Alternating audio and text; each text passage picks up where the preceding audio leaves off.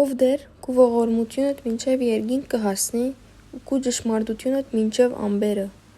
քու արդարությունդ հզոր լեռներու պես է, քու իրավունքդ մեծ ընդունդ մնե, մարդիկն ու անասունները թունգա վրեցնես ով դեր, ով Աստված ինչ քերազանց է քու կտությունդ, մարդոց որդիները քու թևերու հովանավորությանը գաբավինին, անոնք քու դանդ պարարդութենեն պիտի կշտանան ու քու հաջություններուդ կեդեն պիտի խմցնես անոնց, վասնզի կյանքի աղբյուրը քու քովդ է,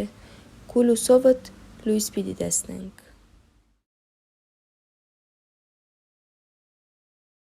Քրիստոնեական ապահովություն Աստված մեր ապավենն ու զորությունն է, նեղություններու մեջ խիստ օգնական կգտնվի, անոր համար պիտի չվախնանք, թեև երկիրը փոխվի ու լեռները ծովուն մեջտեղը ցկվին։ Թեև անոր ջուրերը քորան ու բղդորին, ու լեռները թողան անոր ուրենալովը, քեդի վտակները պիտի ուրախացնեն Աստուծո քաղաքը, բարձրելույն սուրբ բնակարանները։ Աստված անոր մեջ է, անիգա պիտի չսասանի, Աստված անոր պիտի օգնե արդվանց գանուխ։ Հեթանոսները գխրովին, թագավորությունները գշարժին, բարձյալը իր ցայնը գուդա, երգիրը գալի։ Զորած դերը մեզի հետ է, Հակոբի Աստվածը մեր ապավենն է։ Եկեք ու տեսեք Տերոջը գործերը, որ ավերումներ ըրավ երկրի մեջ, պատերազմները կդադրեցնե մինչև երկրի ծայրը, աղեղը կգոդրդե ու նիզակը կչարդե, գարկերը գրակով կայրե։ Հանդարտ կեցեք ու ջանցեք, որ ես եմ Աստված, հեթանոսներու մեջ պիտի բարձրանամ, երկրի վրա պիտի բարձրանամ, զորած դերը մեզի հետ է, Հակոբի Աստվածը մեր ապավենն է։ Բայց վերջին օրերը պիտի ըլլա, որ Տերոջը դանը լերը լեռներուն գլխուն վրա պիտի հաստատվի, ու բլուրներեն վեր պիտի բարձրանա, ու ժողովուրդները հեղեղի պես անոր պիտի դիմեն։ Եվ անիգա շատ ժողովուրդներու մեջ դատաստան պիտի ենե, ու զորավոր ազգեր միջև հերավոր դեղեր պիտի հանդիմանե։ Ու անոնք իրենց սուրերը խոփեր եւ իրենց նիզակները հոդոցներ պիտի շինեն, ազգ ազգի վրա սուր պիտի չվերցնե եւ ալ պատերազմ պիտի չսորվին։ Հաբա ամեն մարդ իր որդին դակ ու իր թզենիին դակ պիտի նստի, ու վաղծող պիտի չլա, վասնզի զորած Տերոջը բերանը խոսեցավ։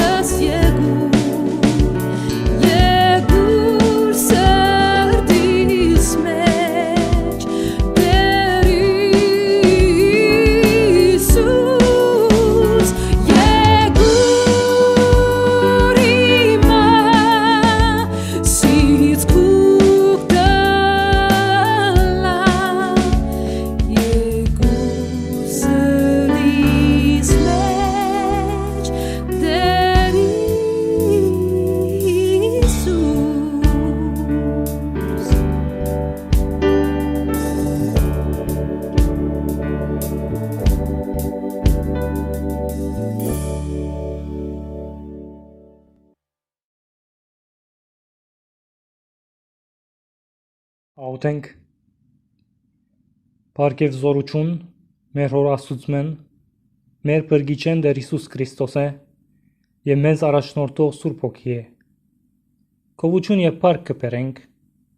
այս իրագի արավոտ պաշտամունքին։ Մեր դուներն քեզ մեր շնորհակալությունները կհայտնենք եւ կպաշտենք։ Դու մեզ հիշե եւ առաջնորդ է։ Մեր Տեր Աստվածը դու մեզ հիշեցուր մեր հավատքը, զորացուր մեր հավատքը Հիսուսի հավատքին պես։ Մեզի դուր գիտակցությունը եւ ուժը, որ չինանք մեր հավատքեն։ Այս օրերուն գաբրինք այնպիսի դժվարություններու, որ ադեններ մեզի փորձության պես կթվին։ Դու մեզ հիշեցուր քու մեծությունդ, ով Տեր, եւ հիշեցուր մեզ մեր հավատքը, որ այս աշխարհի անարդար վիճակներեն ավելի անտին է։ Քեզի կվստահենք, ով Տեր։ Հույսով լեցուր մեզ, անբիսի հույսովը, որ ոչ չարը, ոչ ալ դարբեր դեսագի ուժը գրնա բացեցնել մեզ մե։ Եվ մեզ հիշեցուր, թե ուր տնենք մեր հույսը։ Թող մեր հույսը մնա միշտ քու վրատ եւ քու թակավորությանդ վրա, որը սկսավ Տեր Հիսուս Քրիստոսի աշխարհ գալով։ Դու մեզի սիրով լեցուր, ով Տեր, քու սիրովդ, որ պատրաստ եղար մինչև քու միածին որդիդ զոհել մեր մեղքերու թողության համար, մեզի փրկելու համար։ Այս օրերուն մեջ, որ անջատված ենք եւ մարդոց չենք տեսներ,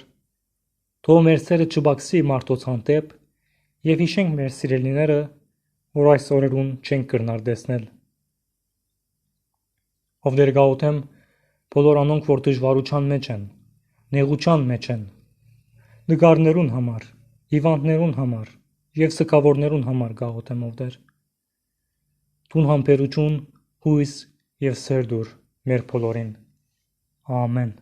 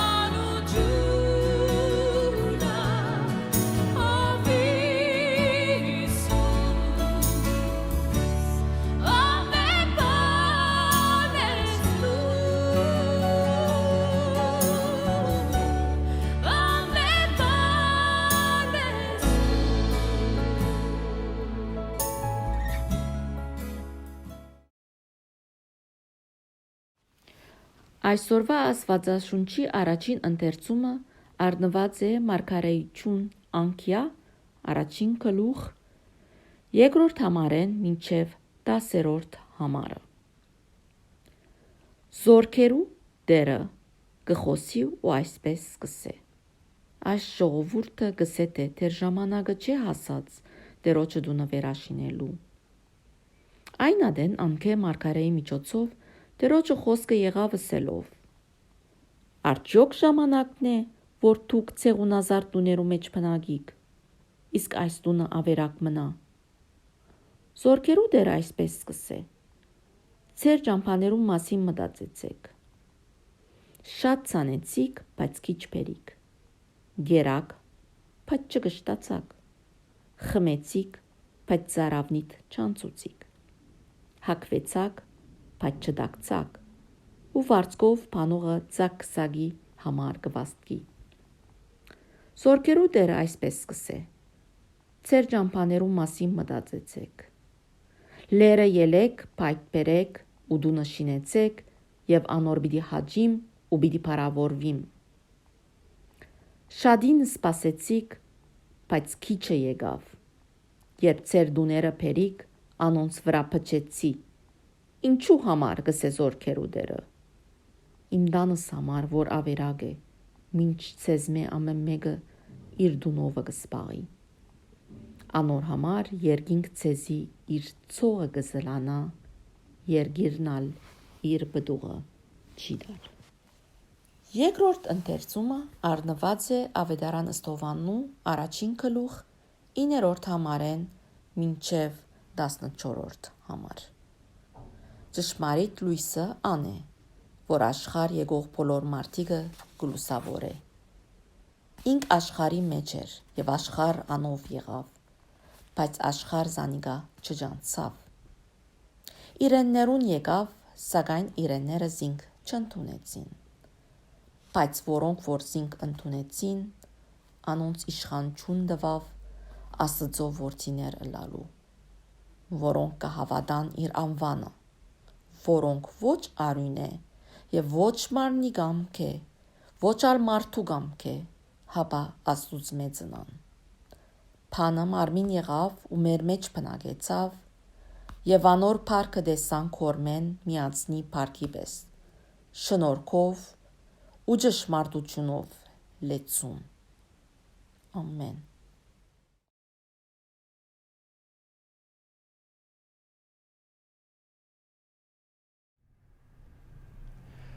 Չնայած Աստվածաշնչում Անգեի մարգարեությունը ամենակարճ գրքերից է, իր պատգամը շատ արդիական է այսօրվա հավատացյալների համար։ Անգե մարգարեն ապրել է այն ժամանակաշրջանում, երբ Բաբելոնի աքսորից Աստծո ժողովուրդը նոր էր վերադարձել։ Բաբելոնից գրավվելուց հետո Հուդայի թագավորությունը քարուքանդ էր, Երուսաղեմ քաղաքն նավիրված ու տաճար նավերակների մեջ։ Աքսորից վերադառնալով նրանք հնարավորություն ստացան կառուցելու, վերակառուցելու տաճարը։ Սակայն ծանր պայմանների հանդիպեցին։ Պատերազմի ավերածություններն ամենուր էին, նույնիսկ ապրուստ գտնելու դժվարություն կար։ Եվ այս դժվար կացության մեջ Աստված ուղարկում է մարգարեին, որպեսզի փոխանցի իր պատգամը։ Վերակառուցեք իմ տաճարը։ Ինչպես ընթերցված հատվածի մեջ ենք տեսնում, Աստված հանդիմանում է ժողովրդին մարգարեի բերանով, որ նրանք զբաղված էին սեփական կարիքները հոգալով, ծարավները հագեցնելով, քաղցերը բավարարելով, իրենց տները կառուցելով, ինչը բնական պահանջ էր աքսորից նոր վերադարձած ժողովրդի համար։ Դժվարությամբ իրենց գոյությունն էին ապահովում, իսկ Աստված կամենում էր, որպեսզի կառուցեն տաճարը։ Այս հանգամանքները կողք կողքի դնելով, կարծես թե արդարացված է այս ժողովրդի խոսքը, ինչպես գրված է.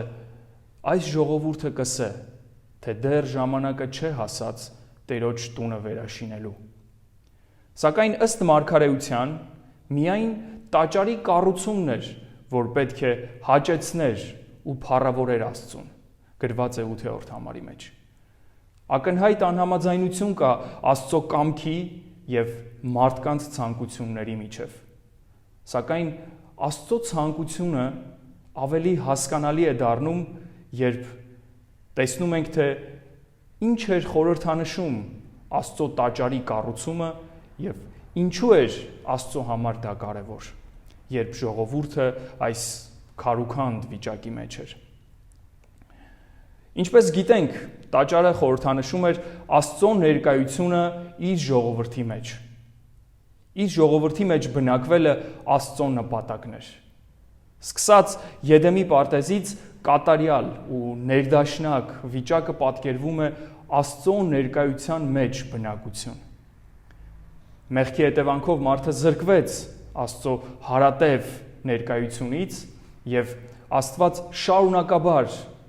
նախաձեռնում է կրկին բնակվել իր ժողովրդի մեջ։ Ելիցից սկսած Աստված կրկին նախաձեռնեց իր ներկայությունը եւ իշխանությունը տեսանելի դարձնել խորանի միջոցով։ Այսպիսով տաճարի կառուցումը Աստծո մշտական բնակության վայրը պետք է լիներ եւ Աստծո ներկայության, հավատարմության եւ իշխանության խորհրդանիշ։ Հետևաբար պատերազմից հետո քարուքանդ եղած տաճարը աքսորից վերադարձած մարդկանց համար առաջնահերթություն պետք է լիներ։ Եվ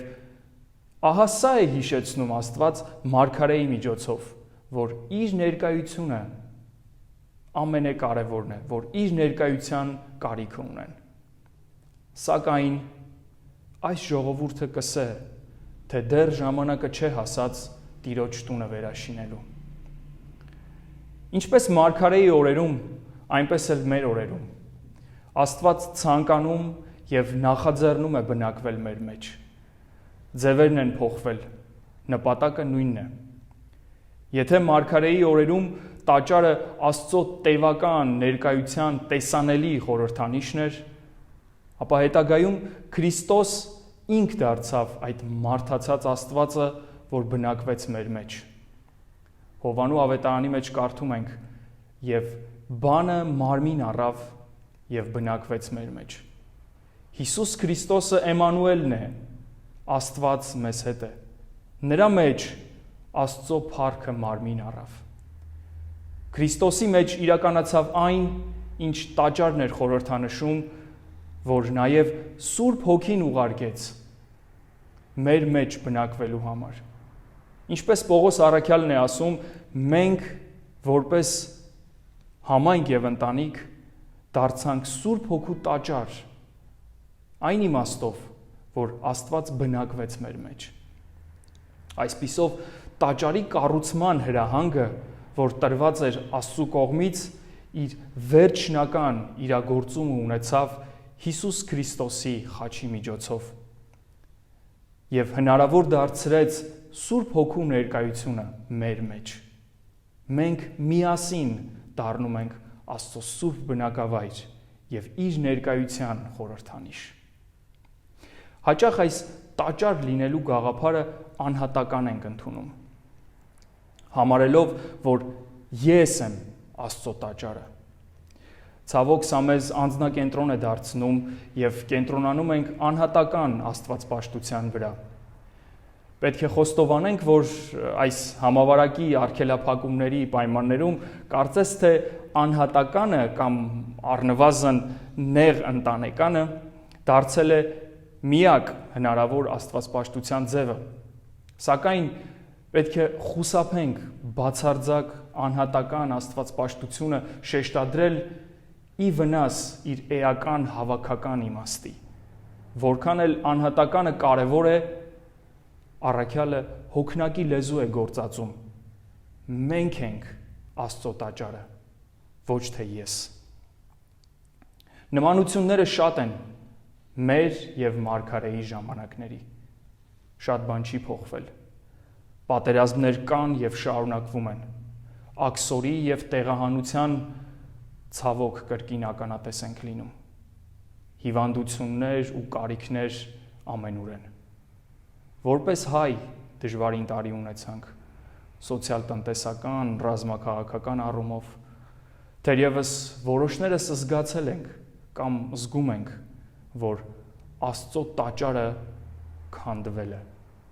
Աստծո ներկայության բացակայություն ենք զգացել։ Ոմանք թերևս բարդ հարցեր են բարձրացրել Աստծո առաջ եւ անկեղծությամբ իրենց դժվարություններն են բերել Տիրոջ մոտ։ Սակայն մեր հարցերին ի պատասխան Աստված մեր համար անտրամաբանական կերպով կրկին ասում է. վերակառուցեք իմ տաճարը կամ վերահաստատեք իմ ներկայությունը ձեր մեջ։ Անձնական մտահոգություններից վեր նայեք, անձնական դժվարություններից վեր կանգնեք, իրական կարիքը տեսնելու համար։ Այս իմաստով մեզ համար տաճար կառուցելը շատ ավելին է, քան եկեղեցաշենք կառուցելը։ Անշուշտ բոլորս ուրախացանք, երբ Պայթունի հետևանքով Էշեֆեի վնասված եկեղեցաշենքը վերանորոգվեց եւ շատ ուրիշ եկեղեցաշենքեր եւս։ Ցավոք հայրենիքի մեջ որոշ այլ եկեղեցաշենքեր էլ կորսվեցին եւ վնասվեցին մեզ հայտնի պատճառով։ Այս եկեղեցաշենքի վնասվելը, քանդվելը, կորուստը մեր մեջ հատուկ կապի զգացողություն առաջացրեցին։ Ոչ թե այն իմաստով, որ Աստված բնակվում է այնտեղ, այլ որ մենք, որպես Աստծո ներկայության կրողներ, հավաքվում ենք պաշտամունքի այդ եկեղեցաշենքում։ Ուրեմն մեզ համար այսօր ինչ է նշանակում կառուցել Աստծո տունը։ Եթե կարճ այս աշխարհում նրա ներկայությունը տեսանելի դարձնել մեր կյանքերում։ Աստծո իրականությունը, Աստծո ներկայությունն արտահայտվում է մեր մեջ իր ճշմարտությամբ, արդարությամբ, խաղաղությամբ, կարեկցությամբ եւ ավետարանի լուրը կրելով։ Աստված իր որդու միջոցով կրկին նախաձեռնեց մեզ հաշտեցնել իր հետ եւ Սուրբ Հոգու ներկայությամբ բնակվել մեր մեջ, թեև լքված ու կիսաքանդ, թեև տանջող ու դժվարին հարցերը մեր մտքում, թեև կորստի ցավը մեր սրտում, եկեք եւս մեկ անգամ Աստծո նախաձեռնած կոչին այո ասենք եւ վերակառուցենք տաճարը, վերահաստատենք իր ներկայությունը, նորոգվենք հավատքով, ամրանանք հույսով եւ ծառայենք ուրախությամբ։ Եկեք կառուցենք Աստծո տաճարը։ Երկնավոր Հայր, շնորհակալ ենք քո ցուցաբերած հավատարմության համար։ Շնորհակալ ենք, որ անկախ մեր պայմաններից դու միշտ նախաձեռնում ես Սուրբ Հոգու միջոցով քո ներկայությունը հաստատել մեր մեջ։ Օգնիր կատարյալ վստահությամբ եւ նվիրումով կառուցենք քո տաճարը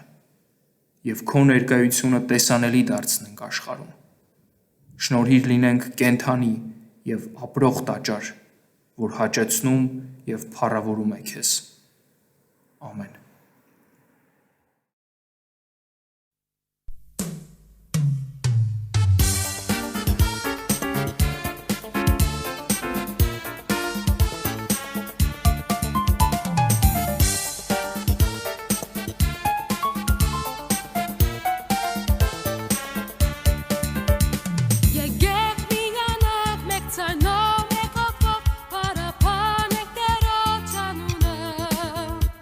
I'm